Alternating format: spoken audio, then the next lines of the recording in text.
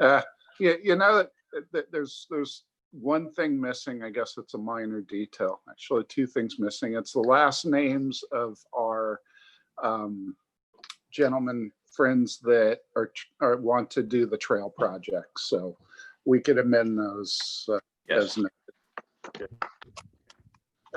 Yeah, you know. Oh. All right, any other changes or comments? Nope. Okay, I need a motion?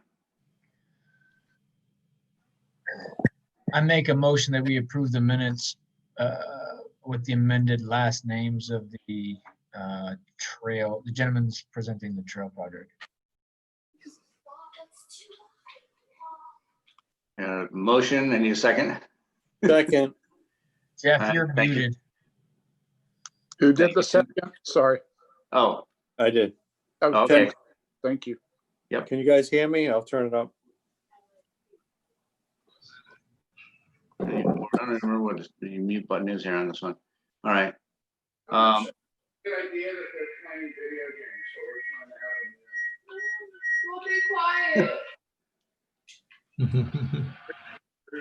All right, we got a motion on the floor. I think it's been seconded by Morgan. Any further discussion?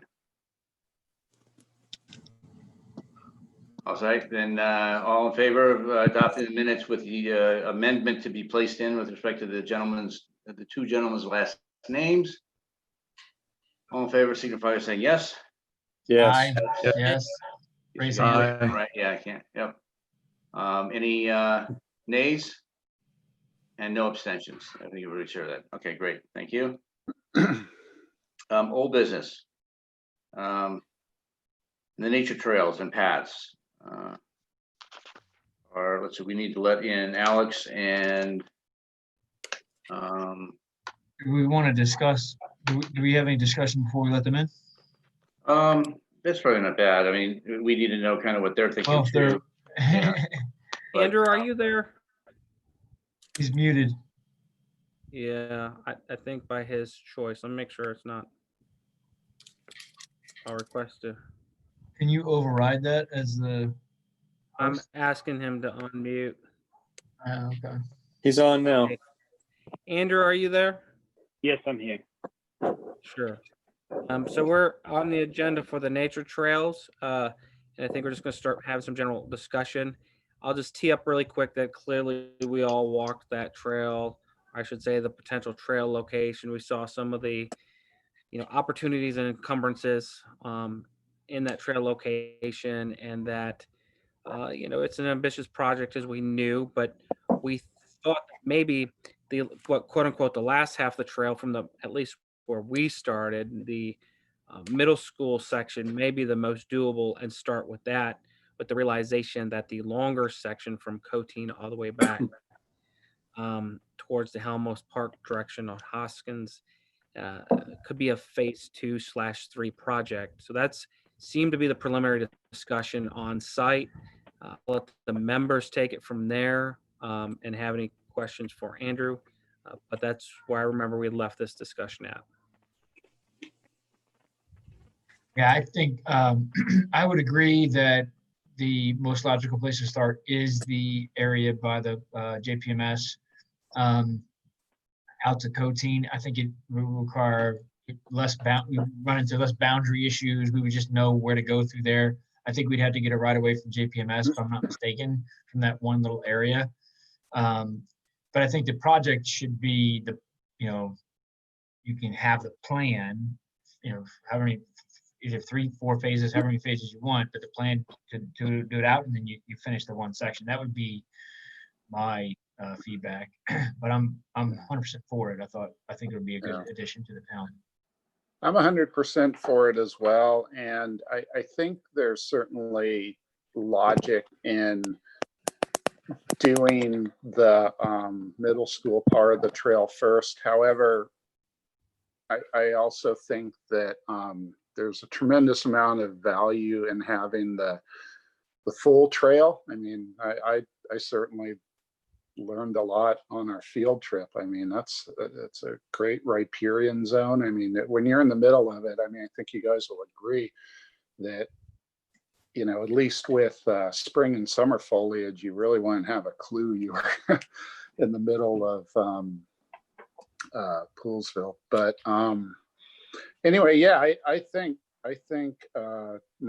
my feedback to the applicants would be to really explore grant sources for doing you know, whatever segment of the trail they start with, and you know, it'd be nice to, you know, make an application to some of these grant programs with the big picture in mind, and see what they get. I mean, I just did a real quick Google search and came up with, you know, 3 or 4 different national, you know, most of them were nonprofits, but entities that give out trail planning and construction money. So I certainly wouldn't overlook grant opportunities on this project.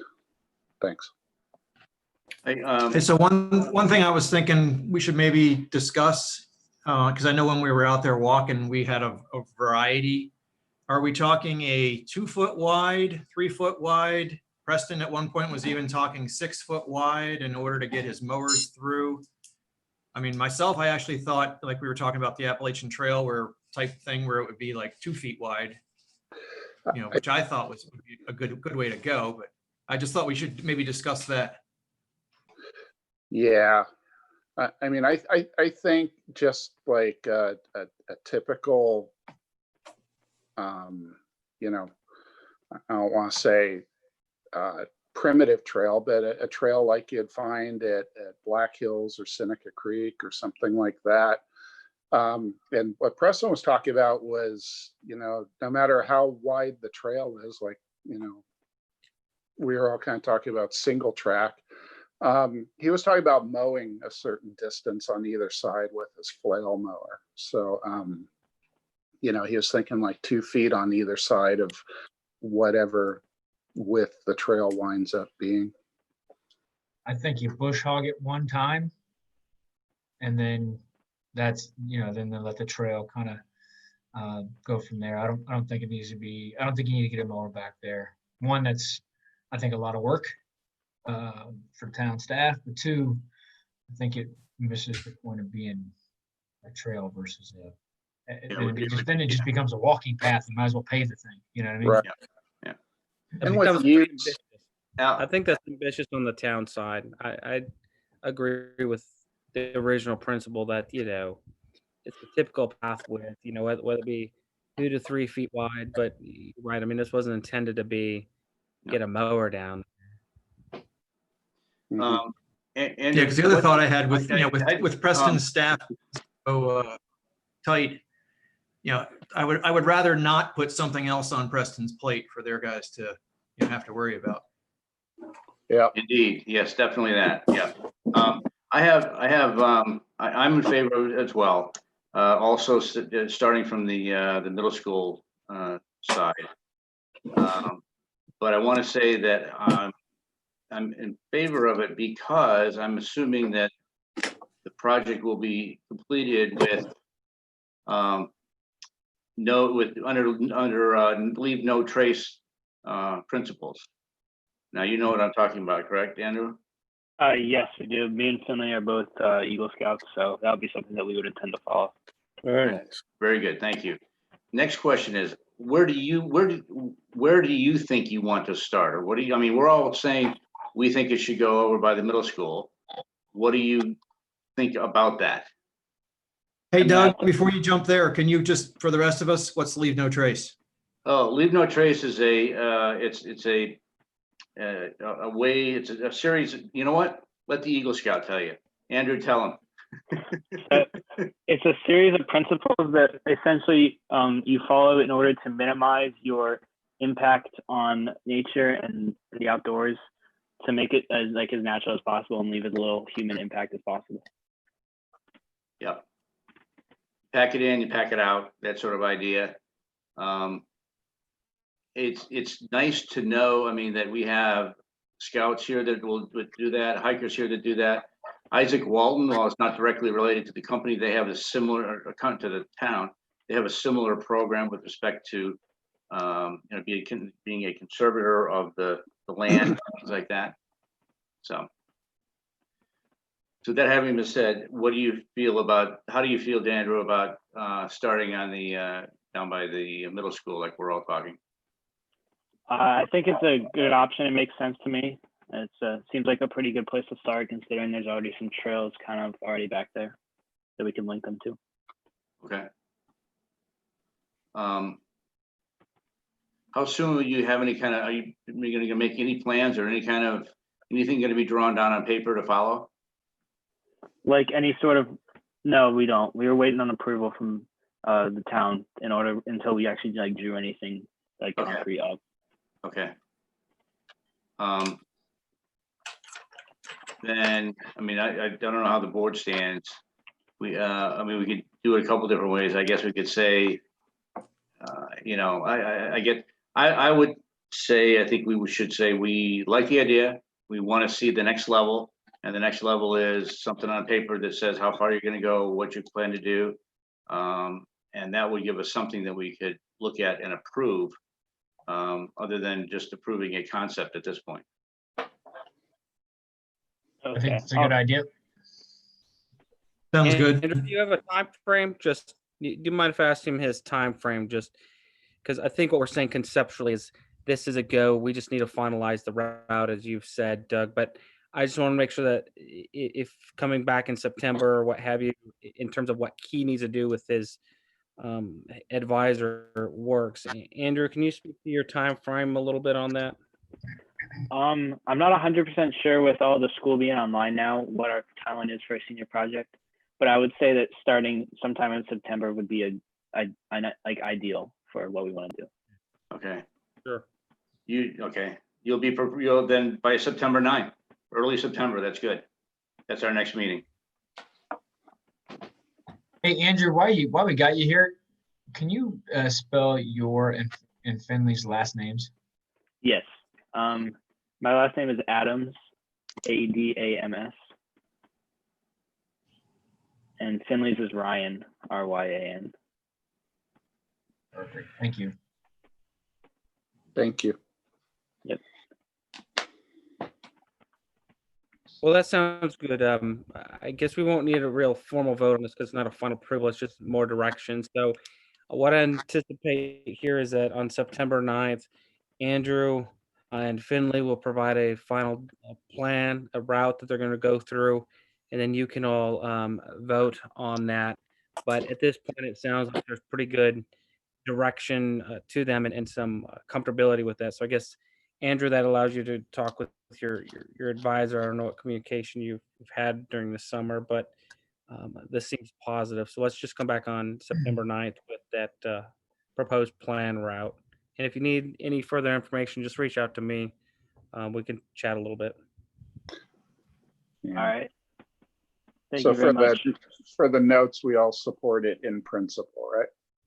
Yeah. Mhm. Yeah. Yeah, I think we just need to see what the phases are and then what they're actually the part that they're actually gonna do. Yep. And you may want to loop Preston and Seth in because they're gonna know the boundaries and where that trail could actually go. Even though we walked it, some of that area is GPMS, and they'll know contact to figure that out. You know who we need to, all that good stuff. So I would keep them in the loop. All right. Okay. Gentlemen, thank you. We'll see you next month. Thank you. Thank you. All right. Thank you very much. Yep, thanks.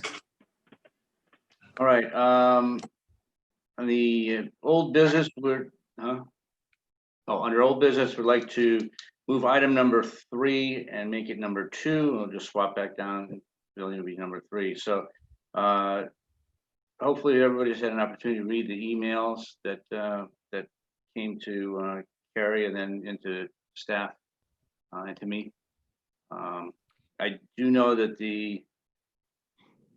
a couple things about we don't have any hard and fast written rules with respect to when we put a speed hump in or stop sign in, but not so much that, but more the speed humps. But we do have kind of a collective view and criteria that we need to look at. In other words, you can't have speed humps, every 200 feet or something. It just doesn't work. So we have to be careful about how many and where we put them. But I think at this point, I'd like to hear from our town residents. Does any of the board members have a quick thought before we bring them in? Say that again, Seth? Does any of the other board members have any quick thoughts before we bring them in? You want to hear from them and then discuss afterward? Yeah. Yeah. I will bring them in.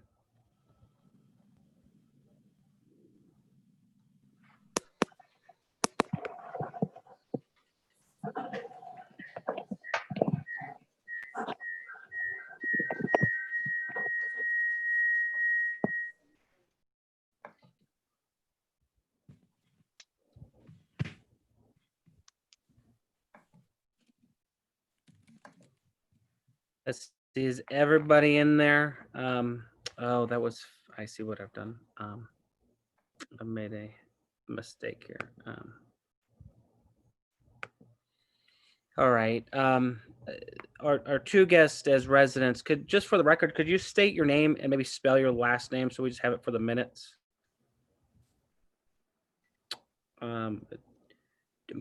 Michelle is on. yeah. I'm Joanna Borman, Borman. Michelle Merowitz Hobart.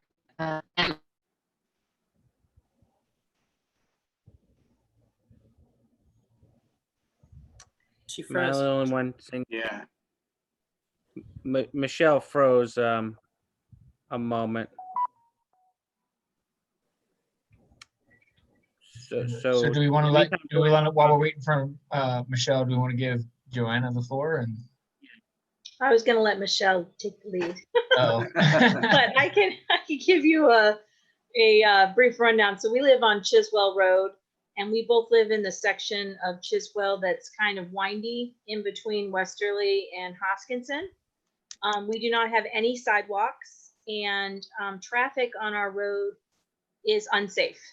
And so that's why we contact y'all, because cars are zipping down our street, and we have, I think Michelle counted 13 or so children under the age of 13 who live on this section of our street. So we have a number of children. We of course have pets. People like to walk down our street because it's shady. Middle school kids are often found walking to skate park and walking through this area. Our street, with the windiness, we also have a number of parked cars, which is probably not you guys, but maybe Carrie for the town. Parked cars on our street have been a significant problem as well. But for the traffic issue that we're talking about tonight, it is a problem because without a sidewalk, there's nowhere for walkers to go and pedestrians to go. And when the cars are zipping through with that turn, there's just, it's unsafe. And we've had, Michelle's seen trucks coming down the street. There's a school bus that used to come by every day at 4 o'clock. We're not in the bus zone for any of the schools from that perfect street that doesn't get any school bus, but the bus would come down our street at 4 p.m. every day. And my kids, when they were small, I would say they would want to get the mail when we came home from preschool. And I'd say, give it a beat, wait, let the school bus zoom by, then we go get the mail, because, you know, preschoolers. So that's our issue. And Michelle was smart enough to contact all you guys to see what we could do about it. She recommended a speed hump, and I saw that we put in one on Hillard. I saw last night on a walk, and so it looked real nice on the pavement.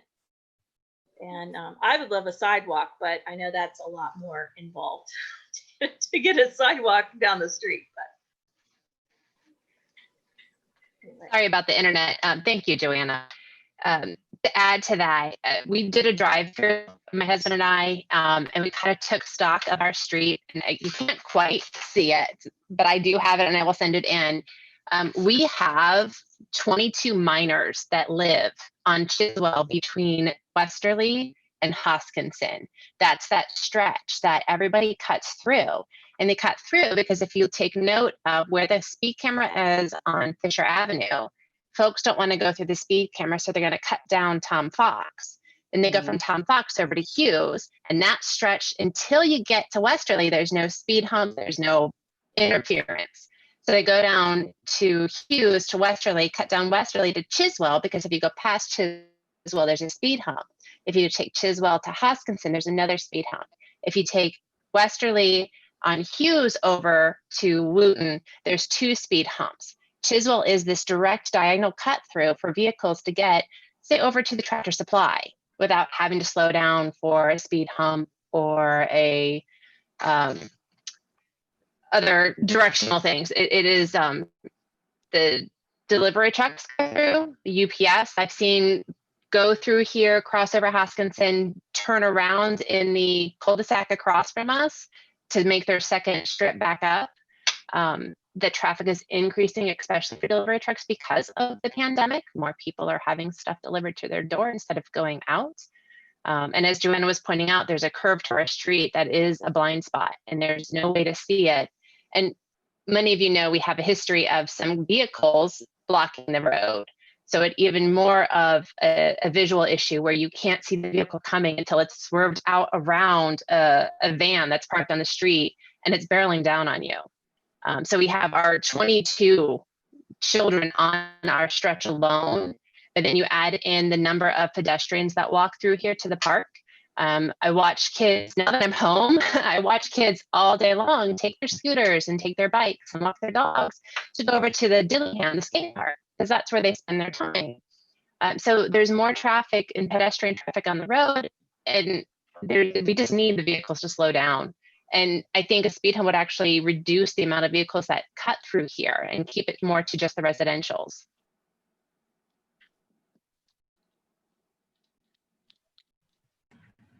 So where approximately would you want to place one if we were to place one?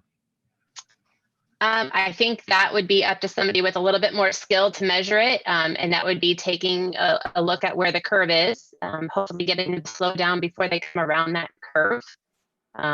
Would be good. Honestly, we had neighbors that used to have their kids play street hockey, and they would have the nets in the street, and that was our speed hump because people knew they were there as they were coming around the corner, so they always slowed down before they got to that spot. Well, they've moved out. Those kids don't do that anymore, so we don't have that, generational transfer of knowledge to slow down at that spot. But I think if we could get it before the curve. But again, somebody might have better traffic monitoring skills than I do. That could help. If you get John Strong up there, huh? Yeah. Yeah, we would definitely engage John Strong in analysis. He's a town engineer. So Most just traffic. to let you know that if you look through town, the places where we have placed speed humps are on streets that are straight shots. And there's no other way to slow anything down other than putting a speed hump. I drove up and down your street several times this last week just because I wanted to know what it was that we were looking at. And I understand what you're saying, but every time you said there was here's a reason for not needing or not putting a speed hump in: a windy road, number of cars parked on the side of the road, and it's windy.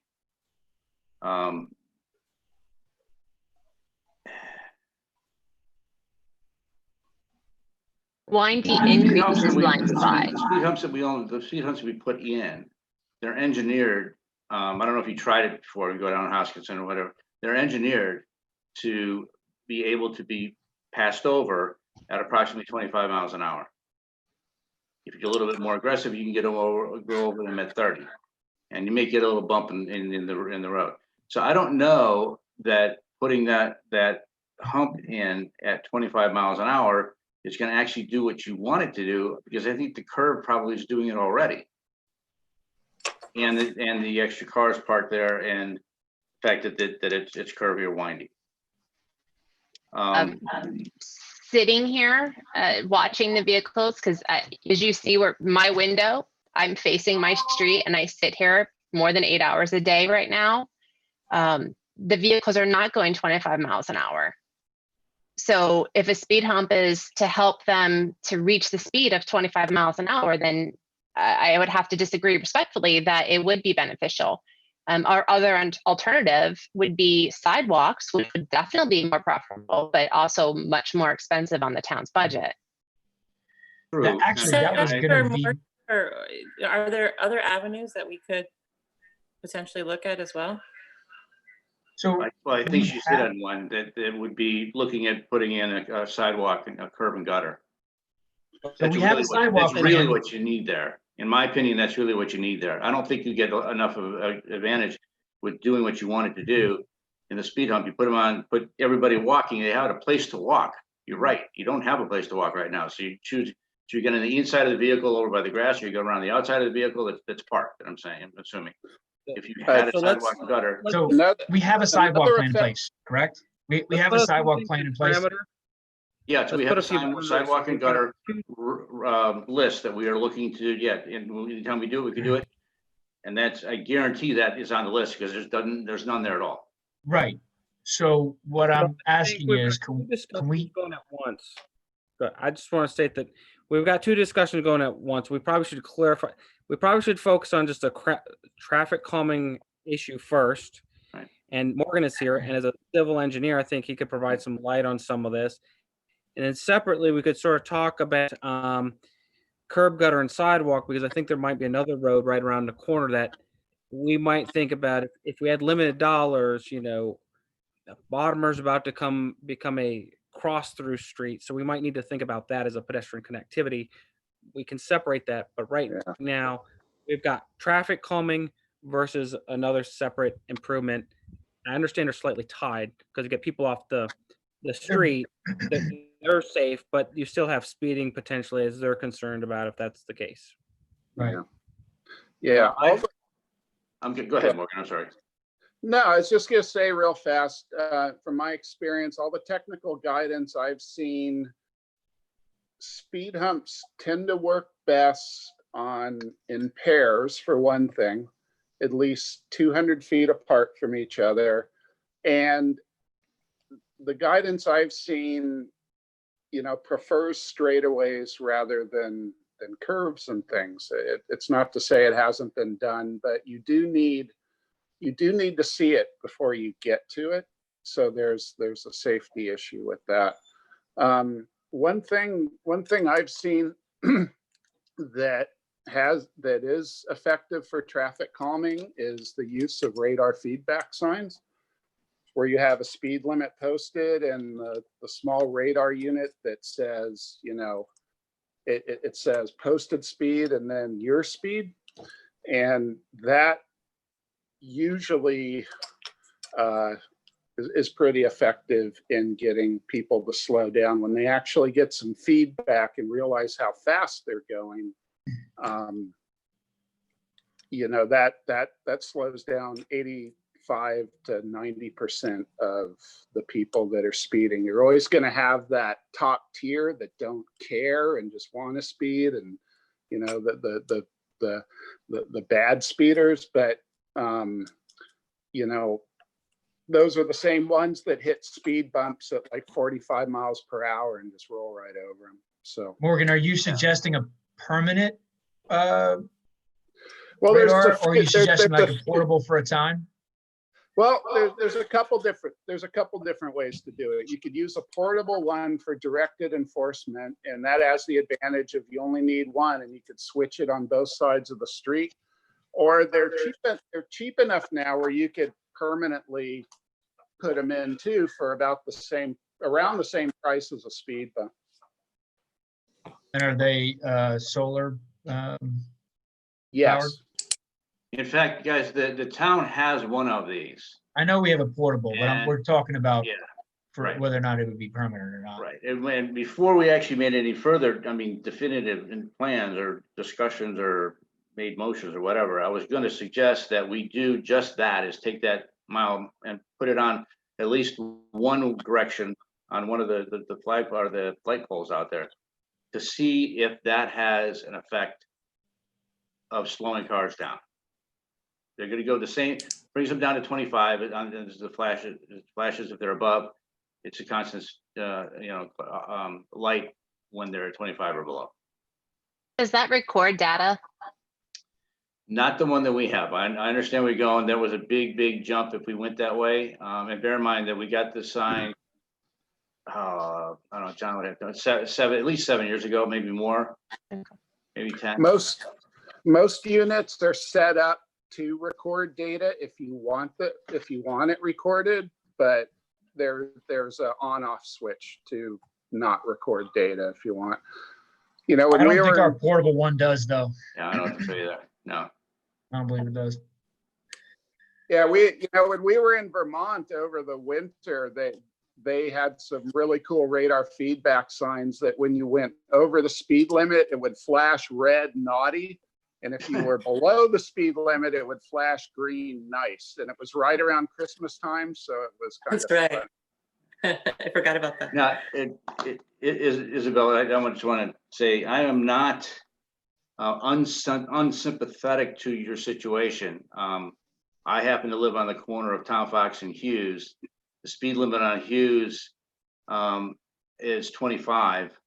I don't think anybody goes down to 125. In fact, I know that people have gone down there 40 or 50 miles an hour. Approximately once every 3 months, there's been an accident or two cars coming together at Tom Fox and Hughes, and almost having an issue hitting. So, and the problem there is that yes, people are going too fast. And I raised 2 boys playing in the backyard instead of the front yard because I didn't want them in the front yard. So I understand where you're coming from. But we got to balance the rest of it with what can we or not can we do. And I respect that. And asking for a traffic calming speed hump I thought was more simplistic, but I am certainly open to anything that town can come up with that is going to, assist with the safety of, there's just so many children. Well, and that's where, I mean, I don't know the cost yet. We have to get somebody down and talk about it, but I'm far more in favor of you guys getting the sidewalk and gutter, curb and gutter and sidewalk. Right now, you have no place to walk. You're forced to try and walk in the street, and how and why that ever happened, I don't know. I wasn't here then, but we should fix it to the extent that we can and put a sidewalk in. Yeah, I think that's the second part of the discussion is we need to look at our sidewalk plan and see where Chiswell falls. I'm pretty sure it's high up there because it's Doesn't have one. Yeah, exactly. Yeah. But if there's, state funds out there for grants, then it would be great to try to move that one up the list. But I'm with you. I'm in favor of putting the portable, our portable sign out there. And maybe have Michelle and Joanna come back next month and just see if it's made any kind of difference, and we can talk about what we can do permanently from there. Hey, Seth, I had a question. Would this be somewhere where we could just ask John Strong what his opinion on that section of road? Like Morgan was saying, usually you put them in pairs and they're 200 feet apart. I mean, it's not something that I want John to go out and do a full scale survey, whatever for, but just what is his thoughts on that? His impression. I will get John back at the next meeting. I will say that to some degree it does echo Doug a little bit, but I'll have him provide a more detailed discussion on that just because of the bends in it itself a little bit. But that's not to preclude that something can't happen. And I do like the idea of this radar units, even if they're permanently mounted there, but I definitely want to get our mobile one there. Press comes back on Monday, so I'd like to maybe have that be a priority Monday, Tuesday. And John, in the meantime, John can go out there and take a look and see if speed humps are even plausible. Right. Yeah, that was my Site thought. distance-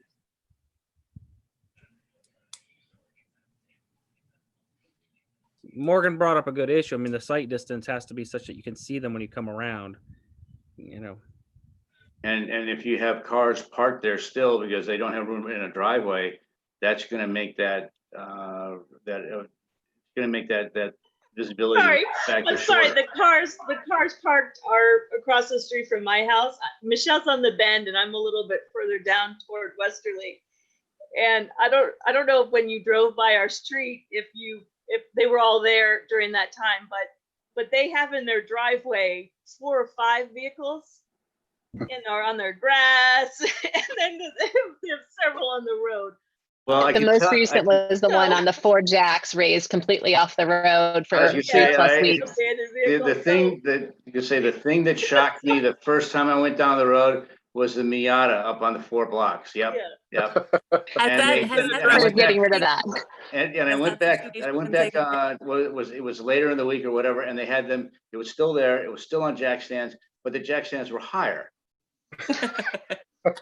And Oh, wait. Has that I think situation, the third day I taken drove, the care? third day I drove by, they actually had a jack underneath there, and I have a feeling they were putting an engine back in. And the next day it was off the road and somewhere else, because I was gonna make comment, I'm pretty sure that our roads have an ordinance somewhere where you can do limited amount of work on the road on your On the vehicle. road, Yeah. they couldn't do any work on the road. Well, change a tire or something like that, you're gonna do Yeah, that. but that's an emergency situation. Right, yeah, but Yeah, Or- Karen, I reached out to Karen, and I appreciate. Not drop a transmission. Has that situation taken care of itself? I didn't see it the last couple of days when I drove up, so it may have, I don't know. The vehicle I actually haven't question even has seen No, it it's in. wheels on it now. It's parked fully on the road. Part of the thing was that the rules require, we're parking on their grass, and then they were parking on everyone else's grass. And my husband put up some reflectors in our grass. Other people have rocks on their grass to save your grass from the wheels, because there was a mud pit, which they have tried to remedy their mud pit in front of their home. But they found that if they are not allowed to actually park on grass, so they are fully on the road, and our street is fairly narrow. And so with a vehicle fully on the road, it takes up a decent part of the road. And but that vehicle, I don't know whether, I just got back from Florida, and I had told my husband, who was home, to contact the abandoned car unit, because I was told that if the vehicle is there not moving for 24 hours, you can call that. It doesn't really have much teeth. The town has cited them for vehicles. They don't really do anything. It's gotten a little bit better during the pandemic, of the fewer people in and out of that house. I don't know what their activity that they're doing, if they have renters or who's living there, but it's been a continual problem. My worst day was a morning right before the schools closed, and I came home from the grocery at 9:15 in the morning, and I couldn't even drive down the street because they had cars on both sides of the street, not in the grass, but on the road. On the road. And so I had to loop all the way around the extensive loop to put my groceries away. And then I drove over to town hall, and I acted like Karen, like how a Karen would act, because I was very angry. And I honked my horn, and I don't use my horn. I'm not that kind of a person, but and so eventually, by the time I finished with the groceries, it had come out and moved one of the vehicles. But yeah, I don't know what else to do about them. And this probably isn't the board that can find them or do something, but all they do is just move them around. Seth, can you talk a little bit about what's happened so far? Yes, certainly. So here's the situation if it's the property that I'm thinking of on Chiswell. And I did explore this issue, and the challenge is that, I mean, at first I thought they seemed to be running some sort of, I'll call it a long-term boarding house. But what at the end of the day, what was described to me is that there's a person there who might have medical related needs. And so they have caretakers there. That's the story I got, was that they've got caretakers to take care of the person there. So instead of paying cash, let's say, to be taken care of, they say free room and board, take care of me type of situation. And apparently they have a number of caretakers to go through a rotational cycle in a 24-hour period over 7 days a week. I requested from a doctor a note certifying that 24-hour care was needed to prove that this wasn't something else going on as well, an underground apartment or whatever. A letter was supplied to me. So at this point, what I'm supposed to do, question a doctor's note that says she needs on-site care continuously, and she happens to get hers done in a unique way, which is caretakers on site. So functionally, I'm at a limitation of what I can enforce, because now I'm getting closer into HEPA and what sort of, health criteria I can, start questioning the legitimacy of this. So we are going to stay a little bit more on top of the fact. So that's that issue. What we are going to try and stay on top of is, you can only track, so you're really not supposed to be tracking mud under the street as well. And so that's been the only area we can get some amount of compliance on. That's the full breadth of that issue. Just for simplicity's sake, do we at least Google the doctors and stuff listed on the letter that you received? I did. Just a basic check. Yeah, I did. Yeah. And it's a very legitimate question, I know. And I think we all understand certain doctors are much more open to write something than others. So, but I have to accept it. And I appreciate that you have put in that much time and energy on it. That pleases me. And now there are traffic control, they're traffic calming vehicles. Well, it startled me the first time I came around the corner, and there it was. Speaking of traffic calming, do we need a motion to recommend to the town to put that portable speed camera out there, or speed radar out there? No, I don't can think take so. No? action Okay, as an Seth, you got that? Just ask Preston to do it, Put yeah. this into the broad analysis. So All right, perfect. Just making sure. I appreciate that. I do. So I guess at this point, the wrap up here is John Strong, our town engineer, is going to do a little analysis of this. We'll get the speed camera out there as well. We'll look at different costs between having maybe more permanent radar units versus speed humps. And then maybe I can get John to rough up a rough cost of what curb and sidewalk would look like, or at least sidewalk on one side. You'll notice in some areas of the community, we don't have necessarily curb, but we've retrofitted sidewalk in. So I'll look at both options. Do you have any streets that you could suggest, just for curiosity, and stop by and take a look at a sidewalk versus sidewalk, and just so I can better understand? Sure. I don't know if Hoskins is one I was thinking of. I think they have curb. I was looking at one. I would do know this. Hillard, at least the last section of Hillard Street, has only sidewalk and no curb. Mhm. That's an example of one. Hillard would be a good example. And then I think you can go to a place like Tom Fox, and then the upper section of Hoskin appears to have both curb and sidewalk. So that's the examples I would give you.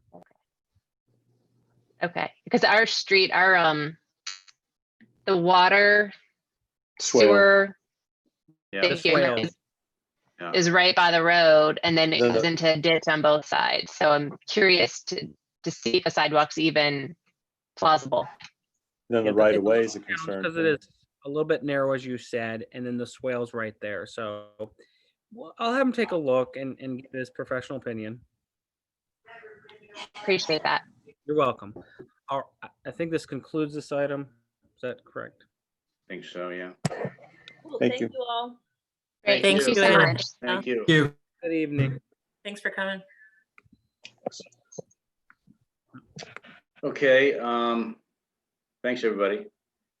So in bootstrapping onto the next item, Bodmer speed humps. So I got a question.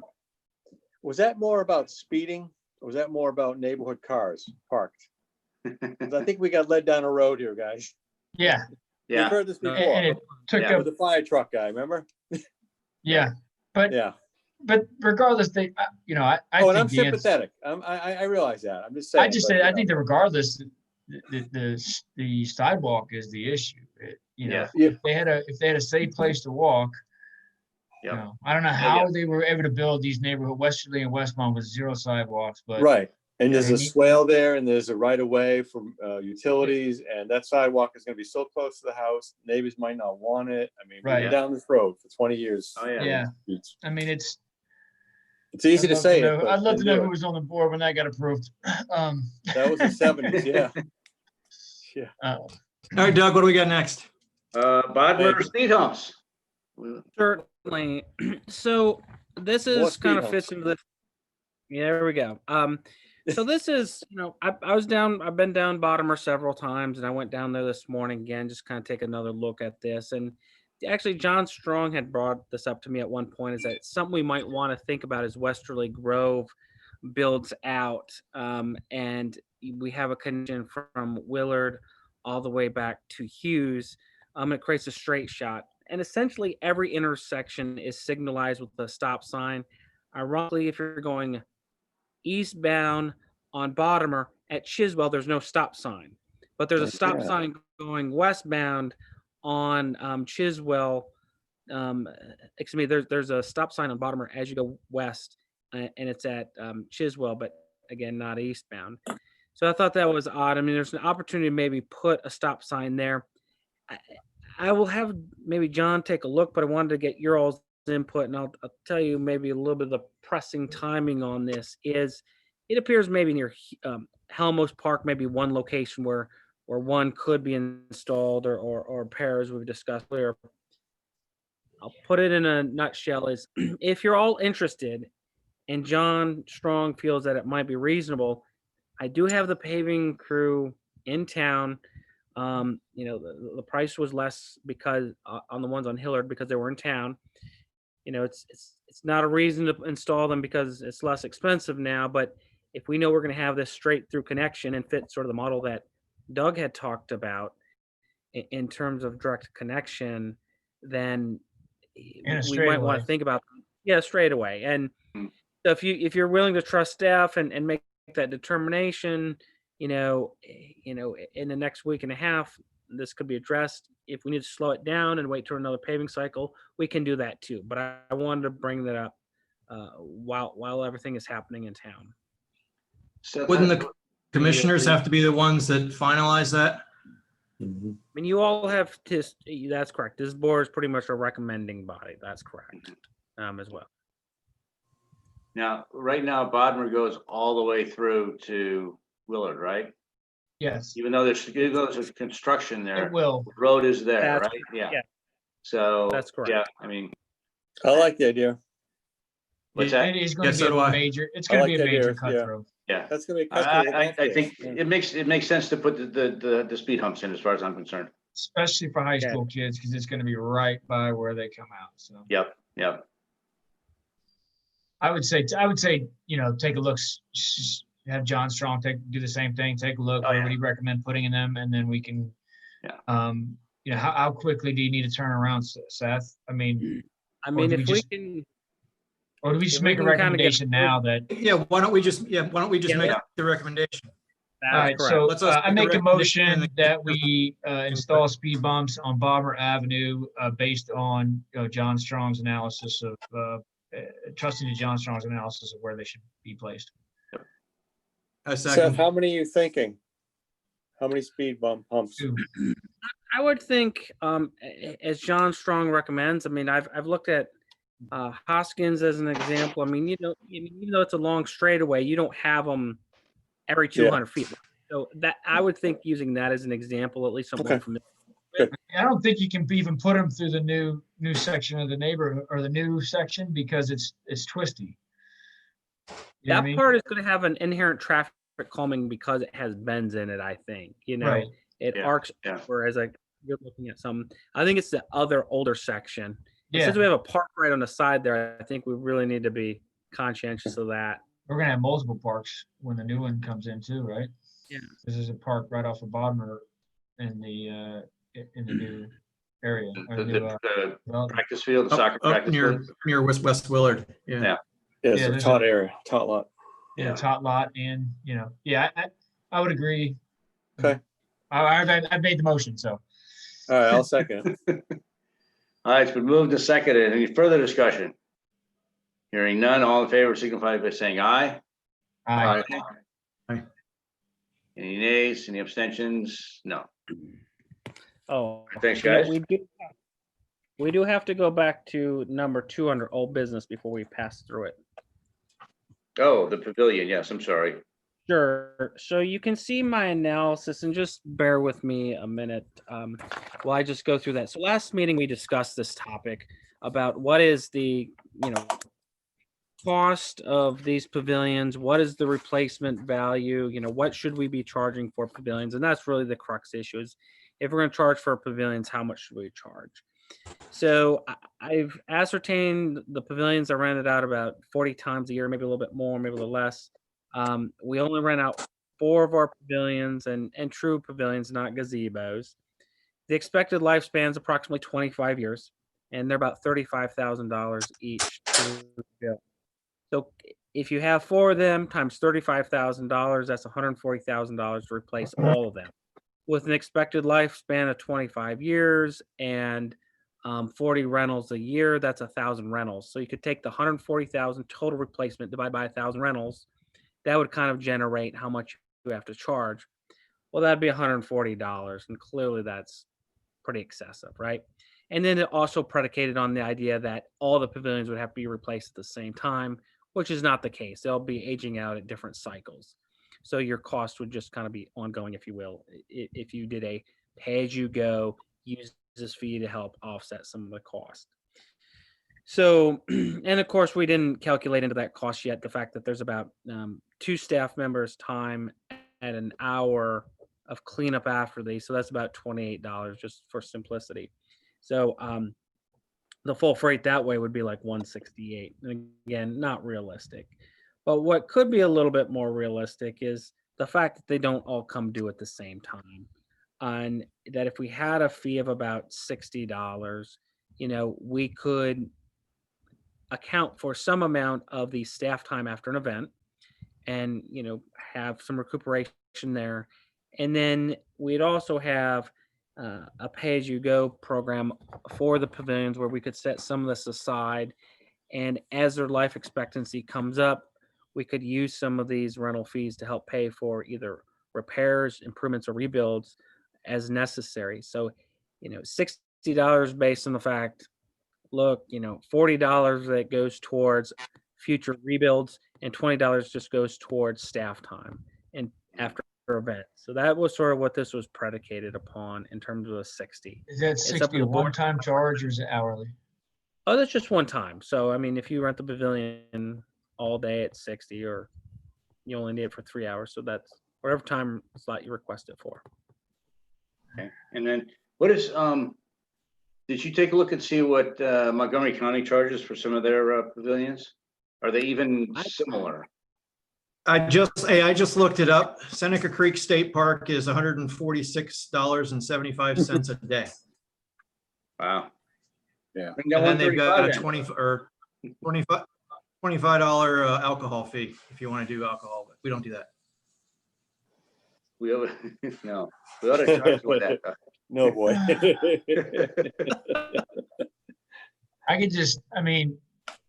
My counter to this is that it's every kid's sport that uses the pavilion for their little end of year get together. Not every kid, but a lot of them do.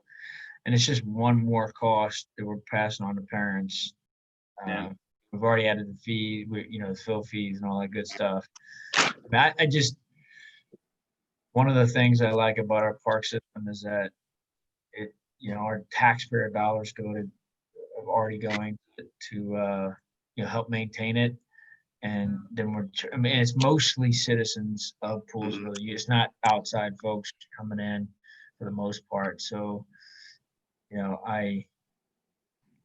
you know, I always, I'm not totally against it, but I always balk a little bit when, you know, I'm like, oh, here's one more fee, you know, and I hate nickel and diamond citizens for use of stuff that we've already paid for. Yeah. Do we charge anything currently for use of No, we pavilions? don't. As Nothing. far as I'm know, we don't charge anything. We just request that you schedule it. And, you know, I mean, Because I mean, there is one thing that's all. I'm there sorry. is one counter I'm sorry. argument though. Go ahead. I know I was going to say one thing that over all these years that I've been on this board, that, you know, we're paying for a staff member to come up after, you know, after the fact, or to be available during the, you know, I mean, even when we have stuff down on Wayland Commons, we've got staff members on, you know, on time, you know, we're paying them. Those are But town most funded times we events. don't get anything. Most of those are town funded events anyway, that Wayland Commons. But here's one counter argument though that I sort of think about is the moment you ask to reserve one of our facilities in some form or fashion, it's no longer open to the public in a general sense, right? And so to me, that then becomes a criteria, which if you want to dedicate it for yourself, there's some sort of fee associated with that usage. That, I mean, otherwise, I think, you know, Patrick's right. I mean, you know, it is mainly citizens, but I think the moment you decide to reserve it and take it out of public use, that changes the paradigm. Yeah, and typically it's being reserved for a specific event, and I, you know, I understand that. A lot of times, you know, it's people are going up there and just meeting up there and using the pavilion. They're not going to have to pay. I get that. But if it's for a specific event that they're reserving it for a time period, yeah, I understand you're paying a bit of a premium to limit the rest of the public being able to use it, and that's a good argument. Yeah. And plus, you know, these things have a real cost to maintain and replace. And I think that, you know, if the town makes a choice that, you know, just always comes out of general revenues, that's fine. But, you know, it also, on the other side of it, I kind of think of that saying, you know, pay me now or pay me later. It's like you could collect the money now and our residents are paying for it, for that reserve space like we're talking about. Or when it comes time to replace it, you know, they're still paying for it. And every year when they write their tax checks. Every year when they write their tax checks, they're paying for it.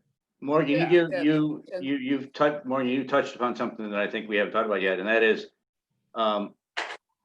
right now we accrue funds for the replacement of playground equipment in all of our playground areas, but I don't think we accrue anything for the pavilions. We don't charge. I don't think we do, and I think that's I think that we need to address that in the budget. Yep. And I think, again, I'm not 100% against it.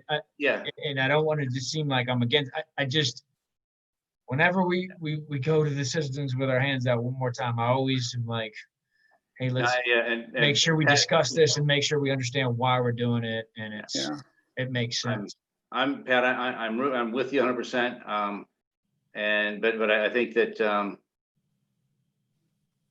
as a you know, taxpayer in Poolsville, it'd be far more palatable for me to be showing we're going to take this $40 and we're going to put it over here, and we're going to use that with all the other $40 that we're going to accrue, so that when it's time to build on 25 years from now, we have some of the funds, maybe all the funds.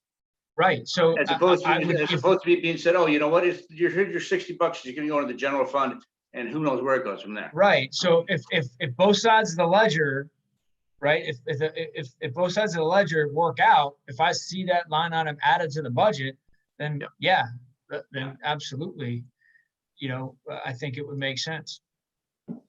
Yeah. And I think it's $60 for all day rental is nothing, right? I get that. Yeah. But I mean, there's plenty of towns out there where recreation has to pay for itself entirely, whether that's, you know, programs or facilities. Yeah, but our town wasn't built like that. Our town has never, you know, but I think that's one of the things that a lot of people like about our town is that we don't, You know, I think we have really good facilities. They may not be the best, but we do a good job of maintaining them But at a there's, reasonable cost to the citizens. Right. what I would say to that is their operation, maintenance, and replacement comes at a cost. And if you collect a fee to cover that cost, I think that's more equitable. than Right, and just we're already having- without collecting a fee, we're already budgeting for replacement of playground equipment and stuff within the parks. If the pavilions is something that we want to add, like I said, I would be for the fee if we see that line item in the budget. Mhm. Okay. That's my main argument, is that we got to see. So both let's sides of the make ledger. that, so, hey, Pat, so then make a motion that we ask the commissioners to create that line item in the budget, or Seth or whoever, adds that line item, and that's where the money goes. Mhm. Yeah, because Seth, I guess you're the one who presents the budget to the commissioners. Yeah, correct. I mean, that would make sense to me. I'm historically been of this mindset anyway. I mean, just in general, it's nice to have a pay as you go, and like Pat was saying, I mean, you escrow it away, and I think to Doug's point is, you escrow it away, it doesn't get accidentally spent on other things. So Right. I don't have an issue with the proposal. Like our casino money in the state of Maryland is supposed to be for education, that I don't think Yeah. has seen a dime of it. Because keep it low. it was never put in the line item in the budget. It was just into the general fund, and the general fund gets spent on whatever. So if we're gonna charge a fee, and we're gonna tell citizens that fee is for replacement cost, then there needs to be a line item in the budget. Oh, yeah, absolutely. And it's the sort of thing you could actually put a footnote at the bottom of the permit when you draw it, and if you pay your money, all whatever goes to, accruals for the next 25 years, whatever. Sure, understood. Yeah, But I mean, as the long as we get. motion, So how do we need to word the motion then? why don't you say you recommend a pavilion rental cost of $60 with the provision that a line item is added to the budget, that these dollars are escrowed to a future replacement cost. Perfect. And a second? Who made the motion? Pat, you Yeah, did. who You made didn't hear the that come motion? out of your mouth? I was didn't brilliant, say it. Pat. Who made the motion? Brilliant, Pat. That wasn't me. Yeah, we gotta make sure Seth's got what he needs so he can work the way we got him going. I saw Pat's mouth moving there. Hey, this is live on YouTube and it's recorded. That was Patrick. So This is what you're watching tonight. we need you a got real real motion tough time. from a board member. Yes, if we can. Just even if you paraphrase it, we'll get it there. Yeah.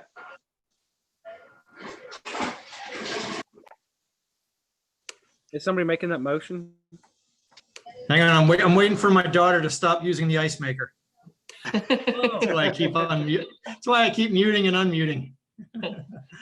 So I'll make the motion that we suggest to the commissioners that we charge $60 for pavilion rental. And we would like to have a line item added to the budget that those funds are escrowed in for future pavilion replacement costs. I would change the words Would that- like to with the Recommend or be based on the fact that there's going to be a line item added to the budget. With the provision, I guess. Is the best phrase there. Oh, so it's the only way that we would do it is if we do the 60. The only way we do the 60 is if we have a line item. That's what you're saying. yeah. Okay. Yeah, I got you. Motion. I'll second that. Okay, it's been moved and seconded. Any further discussion? Okay, all in favor signify by saying aye. Aye. Aye. Thumbs up or whatever. Any nays and no abstentions? All right, thanks, guys. Next item. Thank you, Seth, for working that out for us all. And that was pretty revealing, actually, and the fact that McIntyre found the Seneca thing at 150. We shouldn't get too many. Well, we'll get complaints, but at least that gives you a better answer. But at least now when we get a complaint, we can say those fees are being escrowed for replacement cost of the new pavilion. Exactly. Yep. Yeah, thanks, Seth. You're welcome. All right, let's see. This was the email from my minutes ago. All right, so new business, fall sports. Let me just jump in and say, we haven't really made a determination as a board about this regarding the usage of our fields for the fall, and there's been some questions. But as you recognize, we intend to keep the bathrooms closed for the rest of this year. Proper cleaning supplies are still hard to find, so that could have an impact. The currently the amount of congregation could limit how many people are at a field generally as well. And so there needs to be maybe a determination of, is this the year which there are fall sports is the crux of the issue. But I put in the parameter that we don't intend to open the bathrooms at all. There's a congregation facility, the congregation number, that could be a limiting factor. Well- And then safety.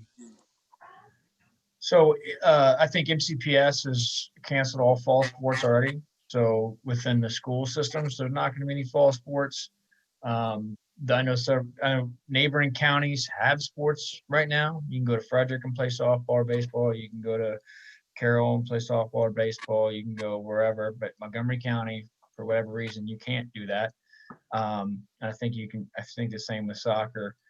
I know that there was a 5-on-5 league that Sam Soccer had going on that was shut down by the county as well. So, and that was, a week or two ago. So we're talking, 4 days or 4 weeks rather until, usually fall sports usually start around the last week of August. So I don't have a problem with people practicing on our fields, particularly softball or baseball. I mean, it's pretty socially distant sport. But if facilities aren't open and stuff like that, I don't know how we go about doing that. But I don't know how many teams are going to be requested. How many permits have we had so far, Seth? Well, I've turned down so far to this point any summer request. I know Terry Pierce and his crew are starting to advertise, for the fall season. But they're not collecting money. Well, that's the thing is, but I don't have fields to offer him or anybody for that matter, right? At this point in juncture, I think that's part of that discussion. Yeah, they're just doing a who's interested, reserve your spot on the team, but we're not going to collect money because we don't know if we're going to have a season. Mm-hmm. And then there's an element that the town commission has, sort of been hesitant to allow. Well, we've canceled all our events functionally, and Poolsville Days is off. So, this idea of having anything, it's pretty much been nixed where the commissioners are involved, and this seems to be another step in that direction. So I guess the board needs to weigh in on this discussion a little bit. Well, Carrie, can you give us the temperature of the commissioners? If we even decided to allow teams, would the commissioners would they nix it, or would they be okay with it? Obviously, you can't speak for all the commissioners, but you may have the pulse or the temperature of the commission itself. Well, I think at the moment, the feeling of staff and of the commission has pretty much been directed by legal. It's really all about kind of liability. That's why, essentially, that's why we've taken the action to cancel really all of the events of the summer, the youth camp. Unfortunately, we were just talking about this Monday night. It's like every meeting, it's more doom and gloom. It's sad. It's, nobody wants. You're talking about the town but the town is worried about being held liable if somebody were to. Yeah. Oh yeah. How can that even be? It's the county that's the giving same us, way schools are canceled. that shouldn't have anything to do with liability. That it shouldn't be a legal issue. It should be a public health issue. Right? Well, that's why they're on virtual, because that's what the lawyers told them to do. That's not what I heard, but that was the the county health director that made that call, or so Dr. And I think there's two parts being woven together here that are sort of connected in a loose way. One is if you have a health expert saying you probably shouldn't congregate, and then another arm says, oh, we're going to have events and activities. Now somebody could potentially make the argument, and even our legal staff says, you know, we don't know the strength of the argument, but the argument could be a certified health expert said you shouldn't congregate. Another arm says we're going to have activities. So the legal discussion then becomes, you know, you didn't follow proper advice from a health officer and you move forward anyway with a known risk. There enters your liability because you knew. Citizens voluntarily engage in an activity. But we're and they know permitting the it as risk, a how public could they- entity now.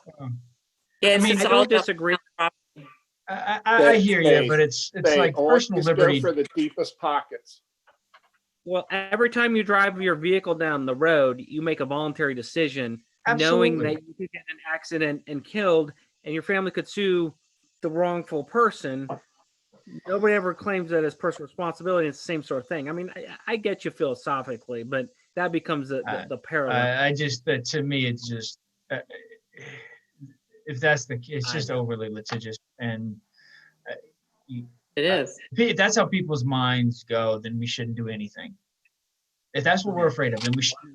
To me personally, I'm more afraid of being afraid than I am of, you know, whatever, you know, anything can kill me any given day. So I'm not gonna. We can get a whole philosophical debate over the coronavirus, but I think it's, you know, one, to get back to the point of the matter, I don't think there's going to be any sports in the fall anyway. So I don't know why. I don't even know if we need to continue the discussion, frankly, because we don't have any. If we don't have any permit requests, there's none to deny. Maybe we can oversee the fields then, if no one's gonna use them. That's a good idea, to aerate them Yeah. really heavily. Aerate 'em and get Yeah. Get the grass going, because no. We have that in the budget. Yeah, let's use this let's use this as an opportunity to do some stuff to the fields that Yep. might not be able to Yeah. do when they're in use. Aerate. I mean, there fertilize, are oversee. still some people on Helmos. I mean, I have seen, you know, guys come in with their kids, you know, 3-4 people out on the fields. Somebody's pitching, somebody's hitting, and they're rotating around, you know. Yeah. That's always gonna obviously. happen, yeah. Yeah. They're And I always think we're talking elder about too. here organized sports versus an unorganized sports. I think we clearly know that. You know? Right. So I'm wondering, do we just have to come out and say, hey, Poolsville is not going to have any organized rental or, Leagues. you know, reserving not of our announce fields? that. I would think not so. announce that. Let the league. Or do we just say, Yeah. We're not giving out permits. That's right. determine it?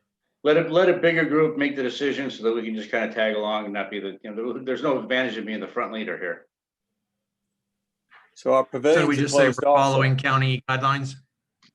Yeah. Yeah. I think that's pretty similar to what we've been using already. All right. And then what about doing some work in the fields? What do you guys think about that? What can we get through? Yeah, I think the town staff can handle that. Let me talk. I think they do that anyway, right? They oversee Yeah. and aerate. Yeah, Every year. if they have it, yeah. So give it more, throw more money at it or boost it up a little bit? Well, they just have more time. Yeah. Nobody's on the fields. But they need money for seed. I think they Well, already. that's- did that. Seed money? Seed I'll money, take it right, under thank you. advisement. I knew you'd jump on that, Dave. What was that, Seth?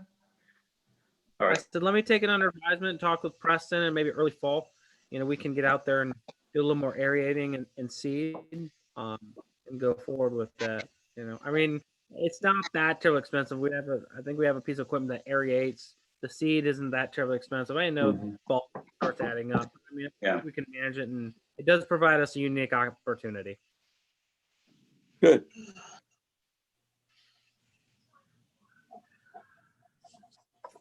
All right, that just takes us to roads. We sort of discussed this before the meeting a little bit, but simply put, all the roads are pretty much paved at this point. We're pretty happy with it. There's a few cleanup spots to take care of, but otherwise things are fine. We're gonna paint some of the crosswalks. May have had a few trucks roll over them, just as it happens with the tack coat in any paving project. And we typically paint these crosswalks around school time generally to make sure they're in good shape, safety of the students. And then you'll notice there's a little bit of truck tire mark. I picked up the tack coat, which is kind of, you all would consider the tar on the road. And it gets dragged down the road. Within a month and a half, you probably won't even see any of it between the natural dirt occurring on the road and it fading in. So it always happens with any paving project as well. Like, so there's just a couple of spots to clean up. Really much done at this time and finished. And if you haven't noticed, I did add a parking lot to the old Methodist church to be able to provide functional parking off the street there. I sort of consider that an overall streetscape now that, as of today, we actually have the streets from the county. They have signed their documents. They called me and let me know that all the county roads will be transferred, will be. So back to the parking lot. I mean, I sort of see that as a streetscape improvement. People were just pulling in and had to back out onto Willard. You know, we own a property. We should be maintaining it. We'd expect other property owners to maintain theirs. So it just dresses up that site a little bit and allows for different uses potentially of the site. Yeah, I saw And they the also- sidewalk going in, looks good. They put a parking pad in too for handicap? Yeah, that's the concrete pad for the handicap. Yep. Yeah. Hey, Seth, I've got a comment about the tracking of the tack coat. Over the past few years, most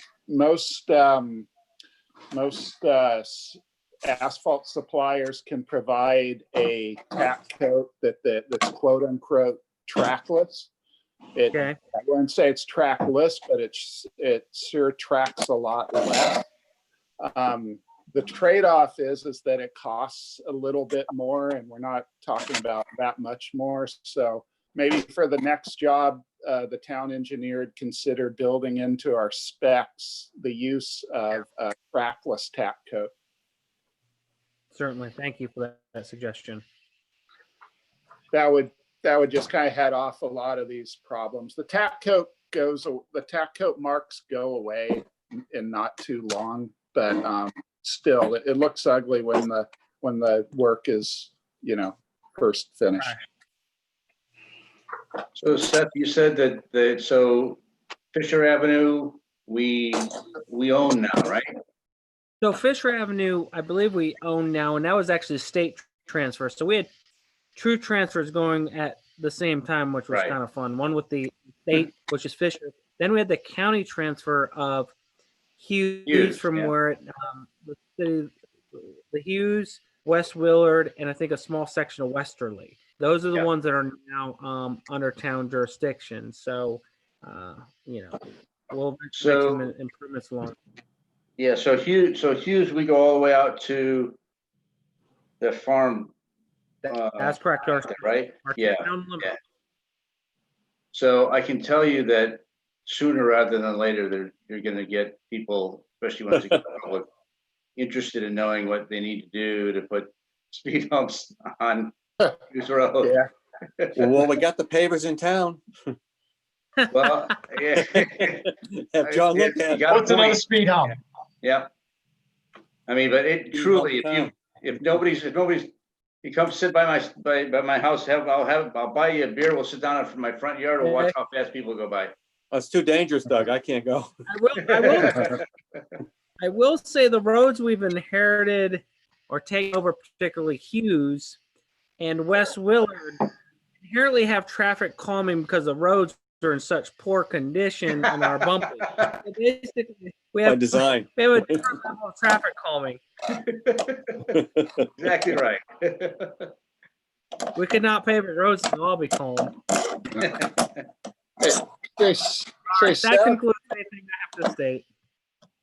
Seth, I had a comment that I thought of earlier regarding our striping in town.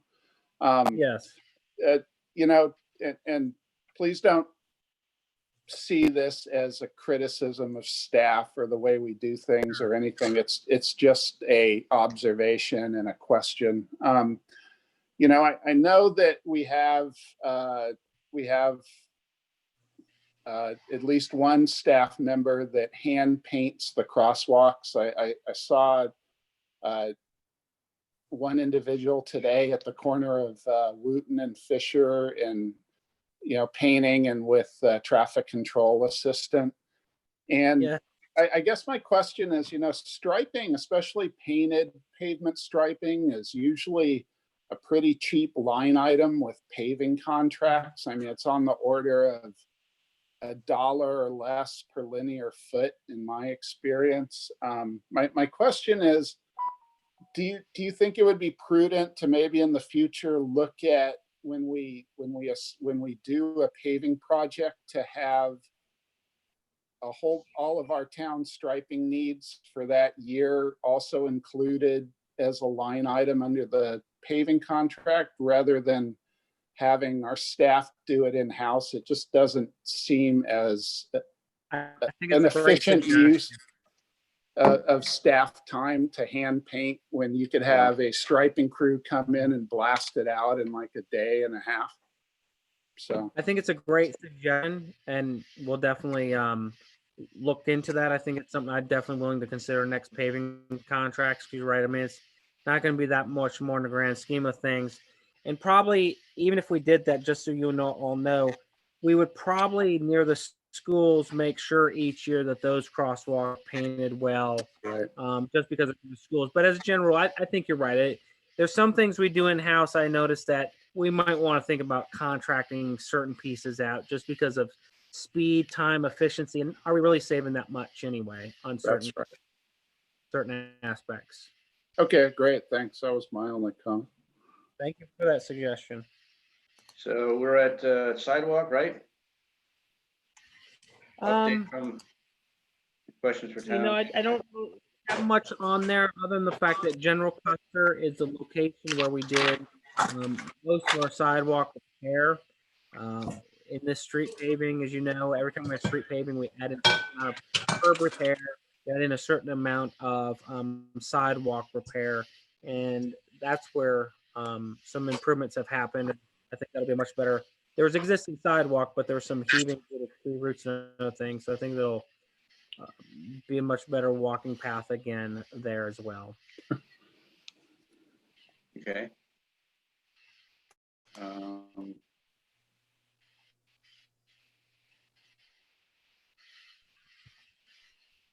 So is that it for, so even though it's update from That's questions? all I have.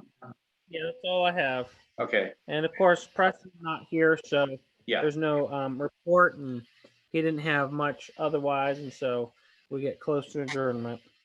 okay. Anybody have anything else that was not? Are we not doing commissioners reports anymore? Can I You know what, they come off, they fell off. Yeah, Can I bring up something? yeah, The next meeting? okay. Okay. How about a crosswalk from the town, the county pool towards Cobb Avenue on 107? We can talk about that next month. Yeah, it was, somebody just spoke about that recently. Well, we don't road, right? Isn't that the It was problem? a chair, I think it was a chair, commissioners meeting where it came up. Okay, And yeah, good. there's problems with the fact that it's not straight, it goes at an angle. So we and move some- the sidewalk, No, you know? I'm not trying to disagree. I just know that, I mean, the sidewalk, I think is county, so that's an issue.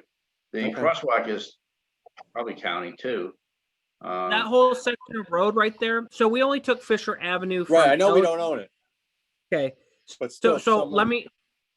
Yeah, let me jump in on this because I've asked John about this because I see it as a worthwhile element. Yeah, I'm not sure how I'm going to crack the code on this because we've already gone to the county previously. So some of the things that were mentioned are correct. There's an angulation issue. I do wonder if we could put in a different crosswalk at another down a little bit, but they may be sensitive that the other crosswalk's only 50 feet from an existing one. I mean, or at least where they provided for a curb pan to go down to the street and ADA ramp, if you will. I don't know how they'll like that. The big issue is they said there wasn't enough vehicle warrants to justify putting in the crosswalk at that location. So I know that we've tried this already, probably within the last couple of years. I don't foresee an answer being changed in this regard. And it's a little discouraging because I can see how the pool, Elizabeth's Delight, and the lower portion of town, if you will, or at least the southern portion of town, can make a great connection. So I was personally disappointed to hear that because I see the value of connectivity in town, but that's what's happened. Okay. We have a trail that connects from the pool to Elizabeth's Delight. Do you guys realize that? Yep. And if you loop around, how do you get to the Stony Springs without crossing the street? Right? Without a crosswalk. Right. That is my Yeah, but we talked about this stuff. I know. Yeah. I've always wondered why there wasn't a crosswalk there, but Well, maybe we can. Okay. it's a pretty good amount of real estate across Fisher there. I mean, there'd probably need to be a pedestrian refuge in the middle, halfway across. I mean, that would also act, that would do traffic calming as well. Okay. Yeah, that's So not, you gotta come into the town to set that, yeah. Maybe we get some of the neighbors to write a letter. Yeah. So those of you not schooled in traffic control devices, a pedestrian refuge is nothing more than a small little median in the center of the street Yeah, where the pedestrians stop and then wait again for the other cross flow as well. That's right. Ah, okay. It reduces, I think, the number of pedestrian accidents by like 67%. I just saw the hard number the other day in Wow. favor of pedestrian refuges. Well, that's good if you're not the other 33. Yeah. Yeah. It's better than 100, it's better than That's great. 0%. I'll try to find those numbers. I like that. yeah, I mean, I think that would be compelling to have somebody, we could push for that. So we too. save 2/3 lives. Okay. Yeah. Potentially. All right. All right, so Carrie, what you got?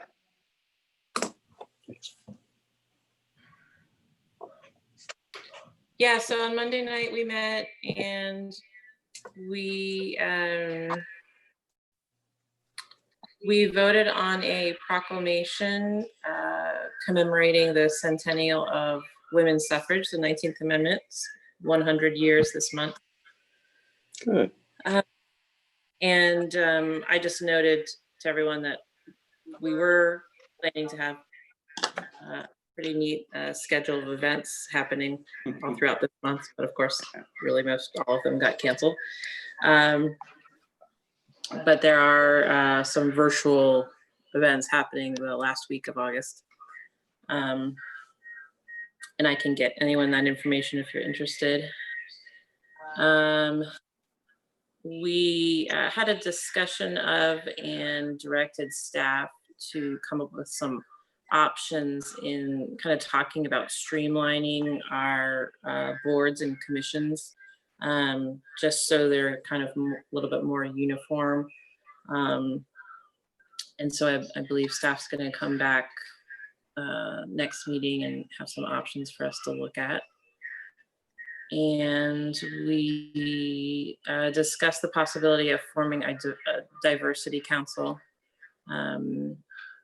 which is one of the ideas that's come out of a number of conversations that folks are having in our community. I think that was everything. What do you mean by streamlining boards and committees? Well, right now we have different terms. They start at different times. There's Okay. there's different criteria for being on them. And like for instance, the planning commission, that's state regulated. So that, we really don't have a whole lot of wiggle room with that. We really have to pretty much our rules comply with what the states are. But for the most part, the rest of the boards, we would like to kind of have all in line. And it might be that we have all of our boards in line with whatever the criteria is for planning commission, or perhaps that won't really make sense. Okay, thank you.